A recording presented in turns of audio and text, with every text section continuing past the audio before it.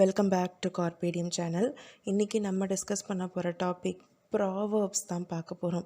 Day to day லைஃப்பில் இந்த மாதிரியான ப்ராவர்ப்ஸ் நம்ம தமிழில் அதிகமாகவே யூஸ் பண்ணுவோம். இல்லை இன்னொருத்தர் நம்மக்கிட்ட யூஸ் பண்ணுறதை கேள்விப்பட்டிருப்போம்.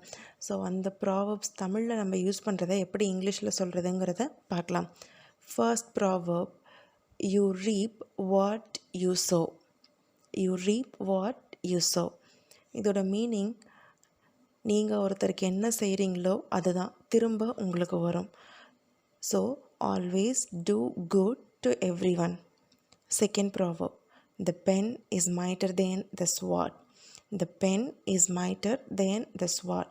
அதாவது கத்தியை எடுத்துகிட்டு போய் ஒருத்தர்கிட்ட சண்டை போடுறதுங்கிறத விட பவர்ஃபுல்லான வெப்பன் எஜுகேஷன்.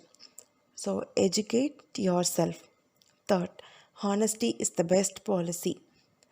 நேர்மையாக இருக்கிறது தான் ஒருத்தருக்கு நல்ல கொள்கை. So always be honest. Next, never judge a book by its cover. இது ரீசெண்ட் டேஸில் எல்லாருமே இந்த ப்ராவர்ப் யூஸ் பண்ணுறத நம்ம கேள்விப்பட்டிருப்போம். இதோட அர்த்தம் என்ன அப்படின்னா, ஒரு புக்கோட ஃப்ரண்ட் பேஜ், அது கவர் எப்படி இருக்குங்கிறத வச்சு அந்த புக்கு ஜட்ஜ் பண்ணக்கூடாது அப்படின்னு சொல்லலாம்.